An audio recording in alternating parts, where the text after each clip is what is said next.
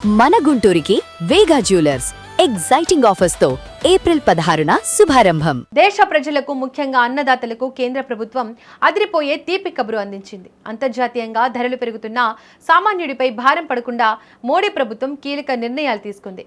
అటు రైతులకు భారీ రాయితీలు, ఇటు రాజస్థాన్లో భారీ రిఫైనరీ ప్రాజెక్టు, మరోవైపు మెట్రో రైలు విస్తరణ, ఇలా ఒకేసారి 3 కీలక రంగాలపై వరాల జల్లు కురిపించింది.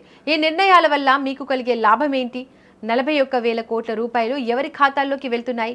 పూర్తి వివరాలు ఈ వీడియోలో తెలుసుకుందాం. మొదటగా రైతుల విషయానికి వస్తే, ఖరీఫ్ సీజన్ ప్రారంభం కావడానికి ముందే కేంద్రం అప్రమత్తమైంది. అంతర్జాతీయ మార్కెట్లో ముడి పదార్థాల ధరలు పెరిగినప్పటికీ ఆ భారం రైతులపై పడకూడదని ప్రభుత్వం నిర్ణయించింది. దీనికోసం P&K ఫాస్ఫరస్ అండ్ పొటాషియం ఎరువులకు ఏకంగా 41,543 కోట్ల రాయితీని కేబినెట్ ఆమోదించింది.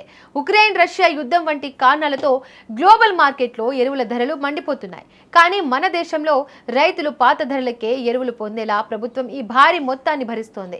అంటే బస్తా ధర పెరిగినా ఆ అదనపు మొత్తాన్ని ప్రభుత్వమే కంపెనీలకు చెల్లిస్తోంది. ఇక దేశ ఆర్థిక వ్యవస్థను మార్చే మరో కీలక అడుగు రాజస్థాన్ రిఫైనరీ ప్రాజెక్టు.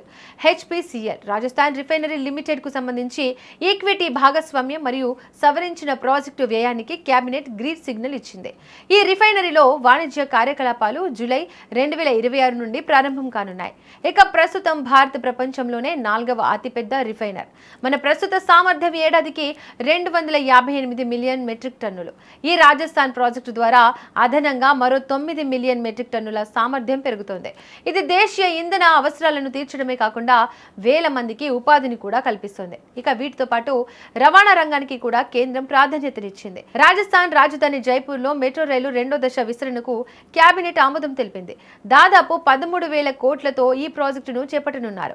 దీనివల్ల జైపూర్ నగరంలో ట్రాఫిక్ కష్టాలు తగ్గడమే కాకుండా కాలుష్యం కూడా తగ్గుతుందని ప్రభుత్వం భావిస్తోంది. ఇక మొత్తానికి అటు రైతులకు అండగా నిలుస్తూనే ఇటు మౌలిక సదుపాయాల కల్పనలోనూ కేంద్రం వేగంగా అడుగులు వేస్తోంది. 41,000 కోట్ల ఎరువుల రాయితీ నేరుగా వ్యవసాయ రంగానికి ఊపిరిపోస్తే రిఫైనరీ మరియు మెట్రో ప్రాజెక్టులు దేశ ప్రగతికి బాటలు వేస్తున్నాయి.